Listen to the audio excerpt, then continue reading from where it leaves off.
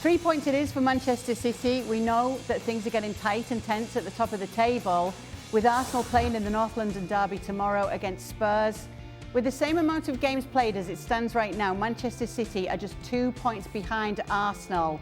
And if you look at those scenes at the end of that game, it's as if they have got the belief and the feeling that they might just be doing it. Don Hutchison joining us now to give us the reaction to what we saw in this game today, that win and those celebrations at the end, Don, from Manchester City.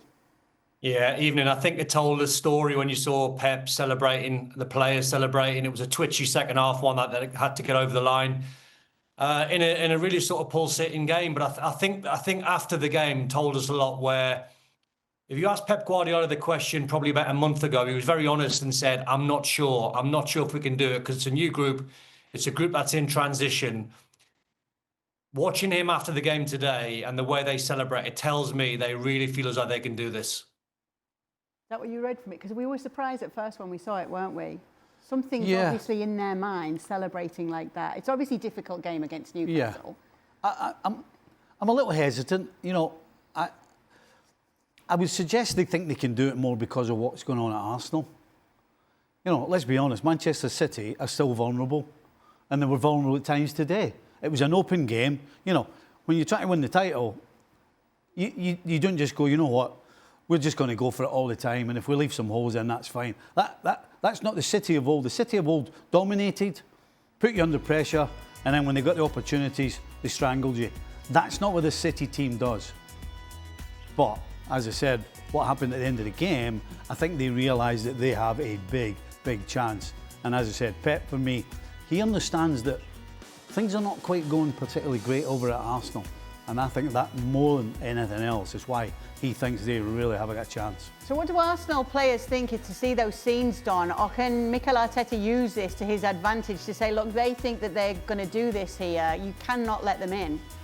Nah, you can't think like that. I think if you're Arteta, he wouldn't look at that tonight and think we can take anything from that apart from City are hot on our tails. I think that the glaring obvious, watching the attitudes and the way the two managers have handled themselves, and it's not a criticism.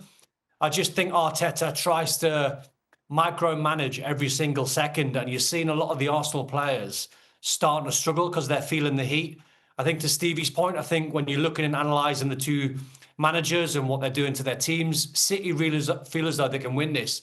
So they're playing, and they have to. City are not a team where they can go clean sheets from now at the end of the season, so they have to open up.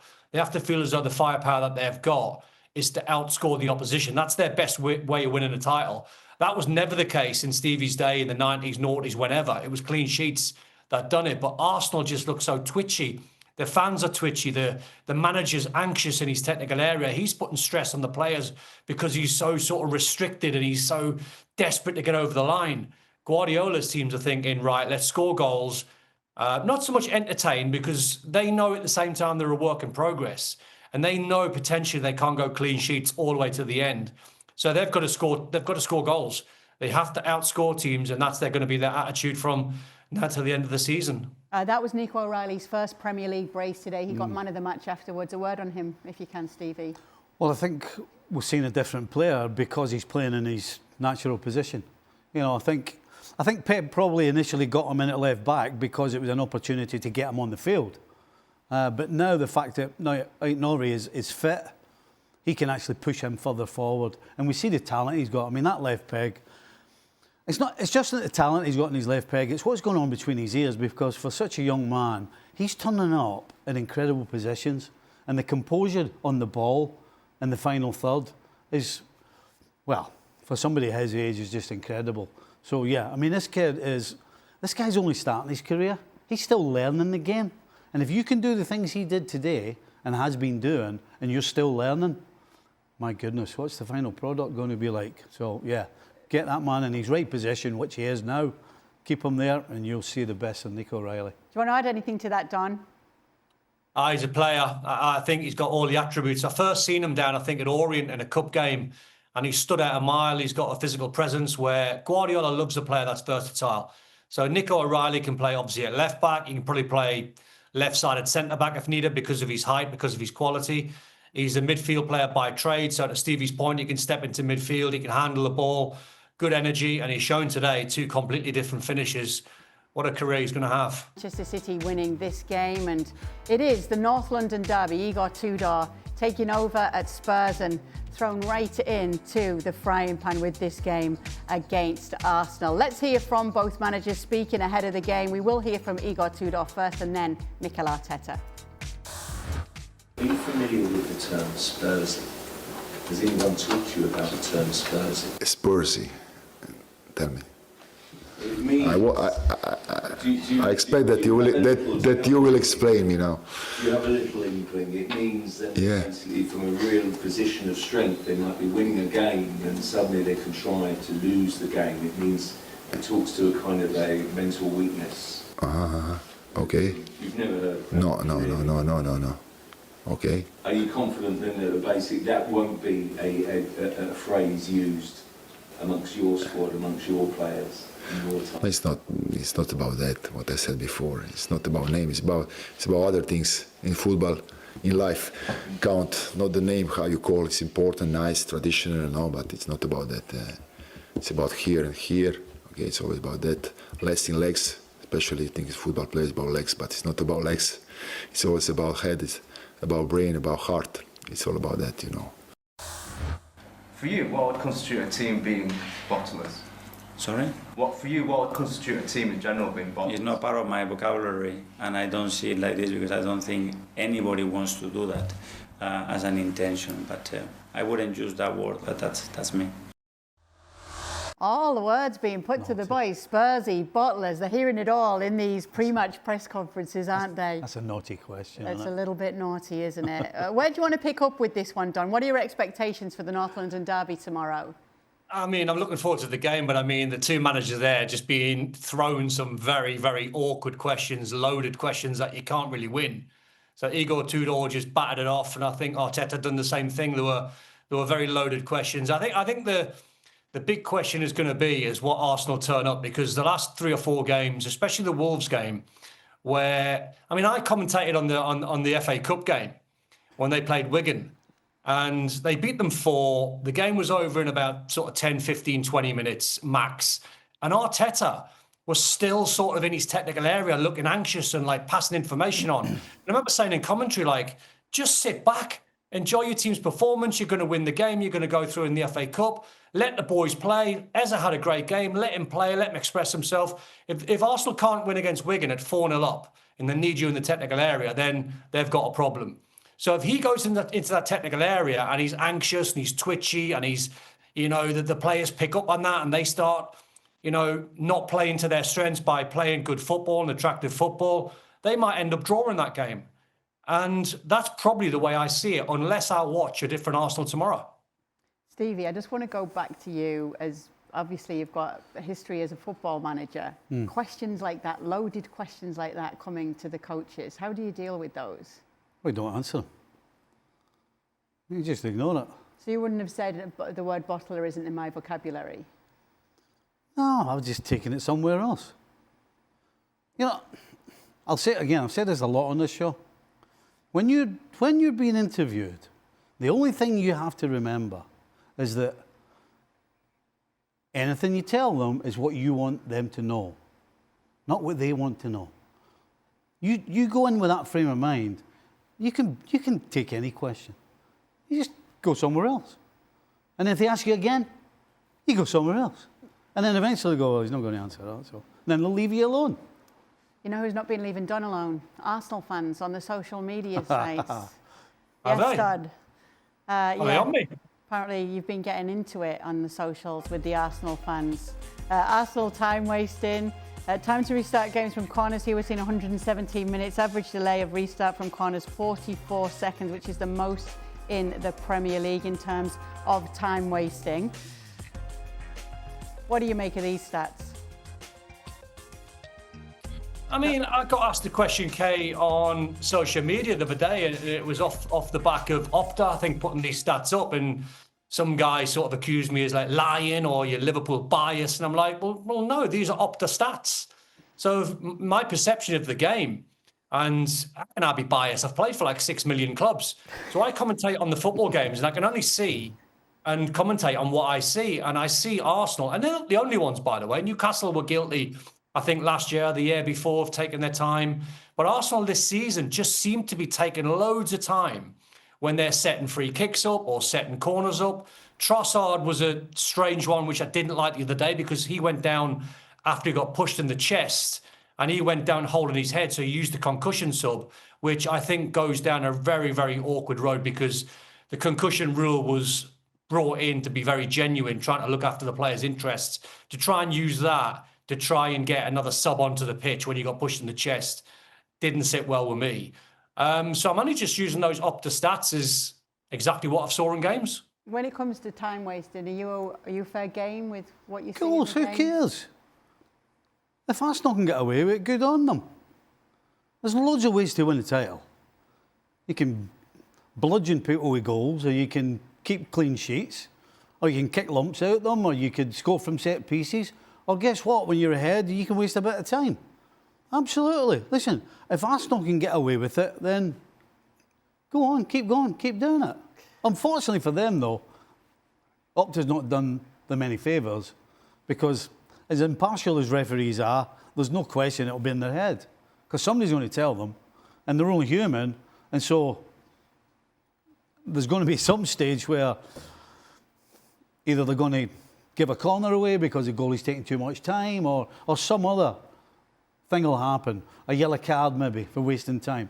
So up until now, Arsenal, good on you for getting away with it. Hey, you got to do what you got to do to win the title and win games. Yeah, that's what happened in the Wolves game. I think because they'd wasted so much time, it'd come to bite them in the backside because Wolves scored a late equaliser. Well, and see, that's the other argument, right? I don't go along with that argument. They didn't lose it because they were wasting time and the time was added on. They lost it because the goalkeeper and the centre-back made basic errors. So it had nothing to do with the time. It really was to do with what they do on the football field. With all that being said, what's your prediction for tomorrow? Oh, I can't see anything other than an Arsenal victory. Listen, the new manager bounce, all of that stuff will probably have some effect at the start of the game. But then the basics of the game that I was just talking about there, you have to get them right. And Spurs, so far this season, on very few occasions, have got the basics right. So there's no reason to think all of a sudden, because there's a new manager through the door, all the basics are going to all of a sudden be right and they're going to produce a performance. I just don't see it. There's no reason to believe that. No new manager bounce for you, Don? I disagree with Stevie. I think it'll be a score draw. I think you'll see manager bounce. I think you'll see a brilliant atmosphere, which should drive the Spurs players on. It should make them run extra hard. I know their home form's not amazing. If this was away, I'd say guaranteed Arsenal win. But as is it Spurs, surely that hostile atmosphere must count against something. And I think they'll nick a draw, Spurs. Chelsea blow another lead at Stamford Bridge. It would finish 1-1. They've been struggling to close out games. In fact, dropping points at home has been a trend for them this season. We're also seeing the disciplinary issues. Once again, that's the 8th time this season that they have been reduced to 10 men. I suppose we've got to start there, really, don't we, Don? The fact that they're not closing these games out and they're dropping points at home. Yeah, I think I saw a ridiculous stat today that they've had more red cards than home wins this season, which is absolutely nuts. It's crazy. I mean, when you look at that Fleming goal again, I mean, you don't have to keep looking across to your coach and your manager to see or ask what to do. If you're Delap, get on the goal line. You know, get on the line and try and help your team. You don't have to just listen to your manager, your coach all the time. And, you know, it's not a manual, this game of football. Sometimes you've got to think on your feet. Sometimes you've got to think for yourself. But it definitely is a problem how many points they seem to be dropping, and definitely a problem. We criticised Arsenal when they had so many red cards that cost them the title. This is definitely a Chelsea problem that has to be fixed. Yeah, they should have lost this game. Bryn Larson with the last touch of the ball from a corner, exact same position, pretty much the exact same situation, heads it over the crossbar. Chelsea should have got nothing from this game. Now, they should have won this game comfortably because up until the red card, Burnley hadn't even seen the goal, never mind score a goal. And so Fofana has taken a turn because you go around this Chelsea team, they all take turns at getting sent off. And he's done it today, and absolutely it's cost them 2. We could say Chelsea should have lost, but they also should have won comfortably at home against Burnley, shouldn't they? Well, they should, yeah. And for 75 minutes, that was the script. But as we've seen previously, defensively, no question, you can't trust the Chelsea players. And I'm not entirely sure it's completely down to them. You know, every time I watch Chelsea, there's a different back four, different fullbacks, different centre-back pairings. So, yeah, I mean, all of those, or the majority of those losses, or those points dropped, I absolutely think you can point the finger mostly at Chelsea, and not the opposition generally. Chelsea are absolutely shooting themselves in the foot. Yeah, because you can look for a defensive identity, Don, but you're leaving yourself vulnerable when you're getting players sent off in games like this and you're a man down. Do you know what, Kate? If I was a gambling man, I'd be absolutely skint, because if I was a gambling man, I would have took all my money to Vegas before the game and lumped on a Chelsea home win. You just thought it was an absolute banker. But the amount of red cards is killing them. You can't in the Premier League go down to 10 men, because you leave the game into a fight game, then you lead it into a duels game, and it's only one. To Stevie's point, they should have put them away in the first half, but then it's only one. Then it's 11v10, and Burnley are trying, and they're scrapping for their lives, and they're trying to score from set plays. And Stevie's right, you know, Fleming had the goal towards the end of the game, but then at the end of the game they missed one where it just went over the crossbar. So I think, to be fair, I think Liam Rossini talked about that problem after the game. He said it wasn't huge in terms of dropping points, but it's something that they've got to fix. Yeah, absolutely. And just to reiterate, as you saw from that full screen, it's 17 points dropped from winning positions at home this season. They're closing in on their worst record of 20 points, which goes all the way back to the 95-96 season. So how do you find a defensive identity, Stevie, if that's what they need to fix as well here? I think there's a simple answer here. We're getting to the stage now where you have to stop thinking about who's had so many minutes and who can do this and who can do that. You've got to go and win games now. You have to win games now. And so you've looked after the whole team. It seems like Chelsea, but of all the teams in the Premier League, it seems to me that if there was one side that has looked after every player in every sort of position other than goalkeeper, it's been Chelsea. And so why are you doing that? Surely you're doing that so that come the most important part of the season, which is the last 3 months, you're ready to go and win games, game after game. And particularly from a defensive point of view, you get a back line and then you keep it and play it and play it and train with it during the week, work together during the week, and then you get a solid unit. And everybody understands what everybody's trying to do, what they're doing. Everybody understands the little foibles that we all have. But when you keep change it, you're never going to get any sort of consistency. And so on days like today, when you've had so much of the ball, but really haven't used it well enough in the final third, if you have that solid line, you win 1-0. Nothing wrong with winning 1-0. It's great to win 3 and 4, but there's nothing wrong with winning 1-0. But if you've got a back line that is unsure, then you see this is a great example of what can happen.